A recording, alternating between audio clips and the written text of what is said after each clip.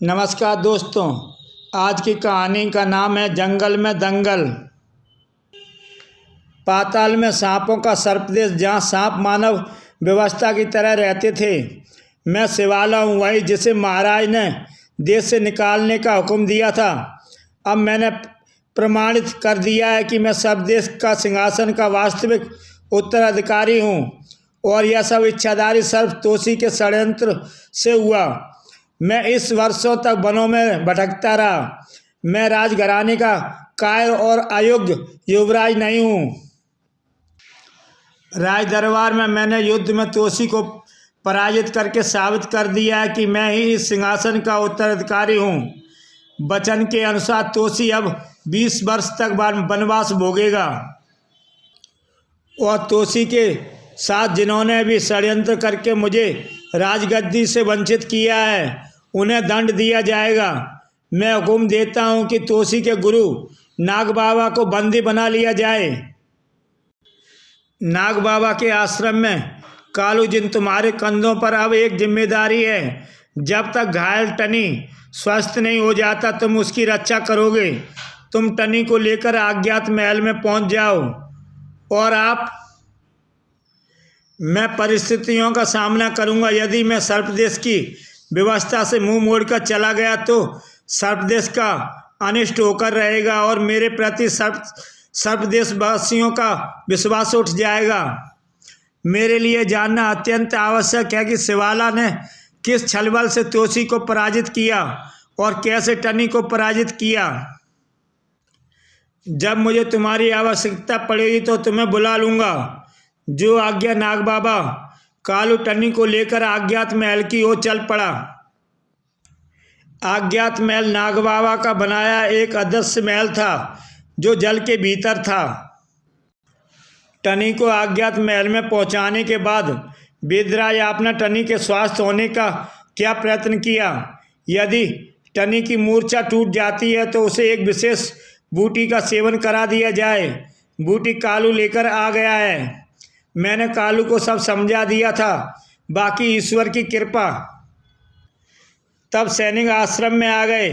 नाग बाबा आपकी बंदी बनाकर जाने का आदेश दिया है। आदेश का पालन करो। समस्या यह है कि मैं अपनी प्रजा और अपने सैनिकों से युद्ध नहीं लड़ सकता। नाग बाबा को कारागार में पहुंचा दिया गया। मेरे लिए जानना सबसे जरूरी है कि शिवाला की शक्ति के पीछे कौन है। शिवाला ने 10 वर्ष तक हिमालय में योग माया की तपस्या करके वरदान प्राप्त किया था। अमावस्या, अगर तू नहीं होता तो मैं तोसी से कभी युद्ध ना जीत सब पाता। ओह, ये घोड़े से बातें कर रहा है। नाग बाबा के गुप्तचर महल में भी सक्रिय थे। हे स्वामी, अब मेरे वापस लौटने का समय हो गया है। मैं योग माया का तिलस्म घोड़ा हूँ। मुझे आदेश था कि मैं तब तक आपका साथ दूं जब तक आप लक्ष्य में सफल ना हो जाएं। घोड़ा बोलता भी है, वापस की बात मत करो। तुम्हारी वापसी कब तक होगी? जैसे ही आपका राजाभिषेक होगा लौट जाऊंगा। राजाभिषेक की तैयारियां तो हो चुकी हैं। कल मुझे ताज पहना दिया जाएगा। उसी समय मैं आप पर पुष्प वर्षा करके लौट जाऊंगा, और योग माया की दी हुई शक्तियां भी समाप्त हो जाएंगी। आपने जो वर मांगा था वह आपको मिल गया। तोसी को वनवास और आपको सिंहासन, वही वरदान मांगा था आपने। अगर तोसी वन से लौट आया और यदि टनी ने स्वस्थ होते ही मेरे विरुद्ध युद्ध छेड़ दिया तो जब तक टनी नाग बाबा तोसी का अस्तित्व है, मेरे जीवन में कभी भी संकट में पड़ सकता हूँ। मैं तोसी की पराजय और वनवास तक ही तो वचनबद्ध हूँ। तोसी का वध नहीं करूँगा। मुझे राजाभिषेक रोक देना चाहिए ताकि अमावस्या मेरे साथ रहे। अमावस्या, मैं तेरे पीठ पर सवार होकर अदृश्य क्यों हो जाता हूँ? योग माया की कृपा से अमावस्या पर सवार होते ही शिवाला अदृश्य हो जाता था। राज्याभिषेक से पहले इन तीनों को खत्म करना होगा। कारागार में नाग बाबा, अगर तुम मेरा साथ दो तो मैं तुम्हें बंदी गृह से मुक्त करके अपना राजगुरु बनाऊंगा। मुझे अपना राजगुरु बनाने से पहले तुम्हें अपनी श्रेष्ठता और योग्यता का प्रमाण देना होगा। क्या तोसी और टनी को पराजित करके मैंने यह प्रमाण नहीं दिया? मैं जानता हूं कि तुमने तोसी को स्वयं पराजित नहीं किया है। तोसी को पराजित करने वाला मुझे भी पराजित कर सकता है। तुमसे युद्ध लड़कर मैं क्या करूंगा? तुम्हें तो मैं राजसभा में भी मृत्युदंड दूंगा। यही तो तुम्हारी अयोग्यता का प्रमाण है। टनी को तुमने कहाँ छिपाया है? टनी अज्ञात महल में है और अज्ञात महल में प्रवेश करना ही तुम्हारी योग्यता और श्रेष्ठता का प्रमाण है। उधर तोसी वन में अप्सरा के साथ था। 20 वर्ष का वनवास। अप्सरा, तुम क्यों मेरे साथ दुख बांट रही हो? यह प्रश्न माता सीता से श्री राम ने भी किया था और मेरा उत्तर भी वही है जो माता सीता ने दिया था। जंगल में एक कुटिया थी। देखते हैं इस कुटिया में कौन रहता है। दुख मुझे इस बात का है, आप जैसा महाबली शिवाला के हाथों पराजित कैसे हो गया। निश्चय ही उसके साथ कोई अदृश्य शक्ति थी। कुटिया में एक शिवलिंग था। अरे यहाँ तो कोई महादेव का भक्त रहता है। तभी एक वहाँ सांप प्रकट हुआ। चलो हम भी इस तरह बन जाते हैं। तोसी और अप्सरा भी सांप बन गए। कौन हो तुम लोग? मानव शरीर धारण कर लो। पहले तुम भी मानव शरीर धारण करो। यह लो हम भी बन गए मानव। तुम लोग कौन हो? अपना परिचय बता दो। मैं सरंगी हूँ। आश्चर्य की बात है कि आप हमें नहीं पहचानते। मैं सर्पदेश का इच्छाधारी सर्प तोसी हूँ और यह मेरी पत्नी अप्सरा। ओह धन्य हो। वास्तव में मैं वर्षों से इसी कुटिया में हूँ। भूचाल के खौफ से बाहर नहीं निकलता। इस वन में एक दैत्य है भूचाल, वह इस कुटिया में नहीं आ सकता, इसलिए मैं जीवित हूँ। भूचाल कौन है, किंतु उसकी तुमसे शत्रुता क्या है? वह अपने आप को इस जंगल का सम्राट कहता है और शेर बनकर इस वन में भ्रमण करता है। उसके सभी गुलाम जानवरों की शक्ल में रहते हैं। वह सब बोक्सा है। बोक्सा? हाँ, बोक्सा अपना इंसानी शरीर जानवरों में परिवर्तित कर सकते हैं। ओह, इस वन में तप करने वाले सभी महादेव भक्तों को उन्होंने खा लिया। केवल मैं ही जीवित हूँ, वो भी इस कुटिया से बाहर नहीं निकल सकता। ओह, लगता है कोई बोक्सा जानवर फिर आया है। मैंने इसी कुटिया में एक ऐसी अग्निरेखा खींच दी है जिससे वे पार नहीं कर पाते, क्योंकि कोई महादेव का वर प्राप्त भक्ति उसे खत्म कर देगा। उसे यह श्राप है। किंतु वह दैत्य ऐसा क्यों कर रहा है?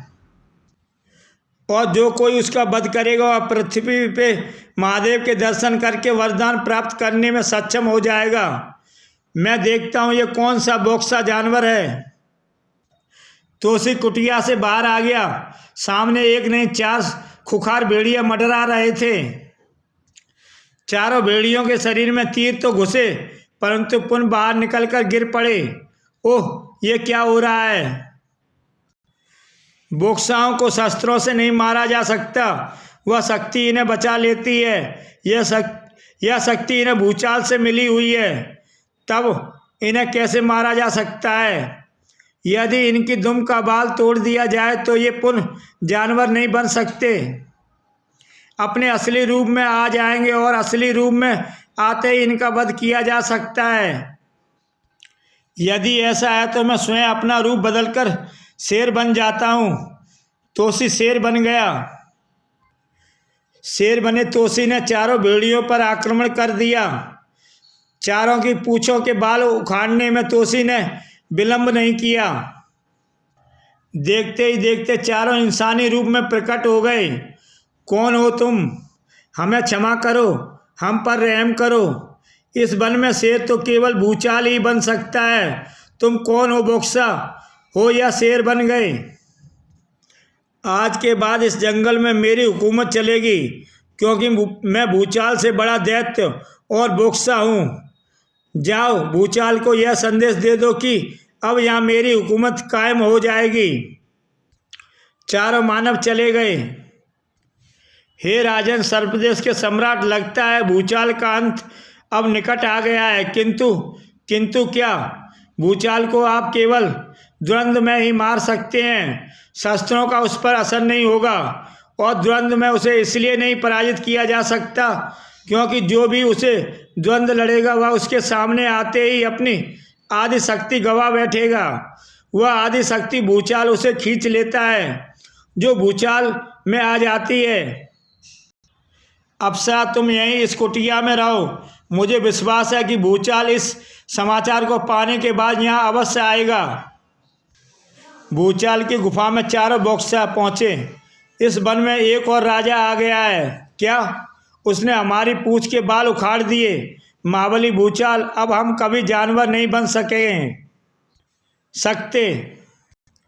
मुझे चुनौती देकर मेरी सत्ता पाने के इच्छुक बोक्सा का मुझसे द्वंद्व में मुकाबला करना होगा। बताओ वह इस वक्त कहाँ है? पृथ्वी में ऐसा कोई बॉक्सा नहीं है जो मेरी सीमा रेखा के अंदर मेरा राज्य छीन सके। उधर शिवाला के गुप्तचर तोसी की तलाश में लग गए। पाताल के सभी वनों में फैल जाओ और पता लगाओ तोसी इस समय किस वन में है, और यदि वह भूलोक में प्रस्थान कर गया है तो भी मुझे बताओ कि वह कहाँ है। कारागार में नाग बाबा को गुप्तचर सारे समाचार पहुंचा रहे थे, तो वह तोसी और टनी का वध करके राज्याभिषेक करेगा। गुप्तचर कारागार के सैनिकों के भेष में कारागार तक पहुंच रहे थे। वह आपकी भी हत्या करना चाहता है। उचित है कि राज्याभिषेक से पहले ही उसका अंत हो जाए, अन्यथा राजा बनने के बाद मैं भी उसकी आज्ञा मानने के लिए विवश हो जाऊंगा। शिवाला के गुप्तचरों ने सूचना दी, ओह, भूचाल नामक दैत्य के वन में तोसी गमन कर रहा है। फिर तो भूचाल ही उसे खत्म कर देगा। क्या आप भूचाल को जानते हैं? भूचाल भूलोक का वासी है, जिसे पाताल में अपना एक साम्राज्य स्थापित किया है। मैं उसकी शक्तियों से परिचित हूँ। मुझे तुरंत उस वन की ओर प्रस्थान करके तोसी के जीवित रहने की सभी आशाएं समाप्त करनी होंगी। चलो, अमावस्या प्रस्थान करो। शिवाला घोड़े की पीठ पर अदृश्य होकर उस वन के लिए रवाना हो गया जहाँ तोसी था। उधर भूचाल कुटिया पर पहुँच गया। कहाँ है वह बोक्सा शेर? बाहर निकल। भूचाल आ गया। अरे ओ सरंगी, किस बोक्सा को बुलाया है तूने अपनी मदद के लिए? निकाल उसे बाहर। क्या भूचाल मेरी शक्ल से वाकिफ है? हो सकता है, मैं इस बारे में कुछ कह नहीं सकता, तो मैं तुम्हारी ही शक्ल धारण कर लेता हूँ। तो उसे सरंगी की शक्ल में बाहर आया। अरे दुष्ट, यह किस लिए आया है? उसे बाहर निकाल।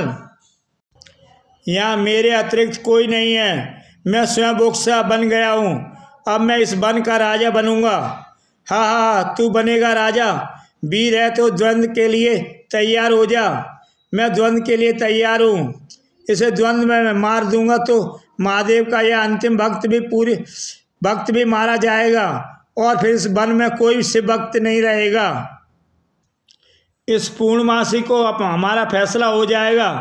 तुझे बोक्सा अखाड़े में मुझसे लड़ने आना होगा। भूचाल वापस लौटा। हर बोक्सा को खबर कर दो यह जंगल में द्वंद्व देखने उपस्थित रहे। भूचाल जंगल की एक बड़ी गुफा में रहता था। मुझे इसी श्रृंगी से खतरा था, कहीं तपस्या करके शिव से वरदान ना ले ले, उसके बाद वो मुझे मार सकता था। पाताल में शिव यदि किसी वन में विचरण करते हैं तो यही वन है, क्योंकि इस जंगल में मैंने जमकर तप करके वरदान मांगे थे। मेरे तप के कारण यह वन पवित्र हो गया है।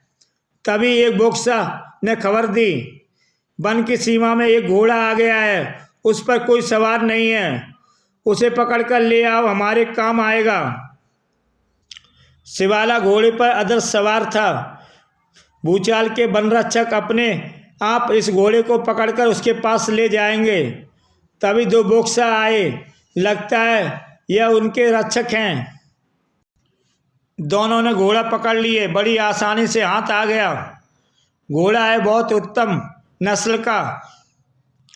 घोड़ा भूचाल के पास पहुंच गया। इसके गले में एक फरमान लटका है, जरा इस फरमान को निकालो, कहीं यह किसी अश्वमेध यज्ञ का घोड़ा तो नहीं।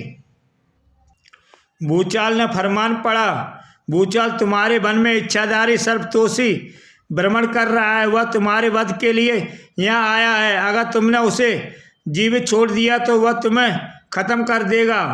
तोषी, यह इस वन में इच्छाधारी सर्पदेश का मावली सम्राट। इसका अर्थ श्रृंगी ने जिस बोक्सा की मदद ली है वह तोषी है।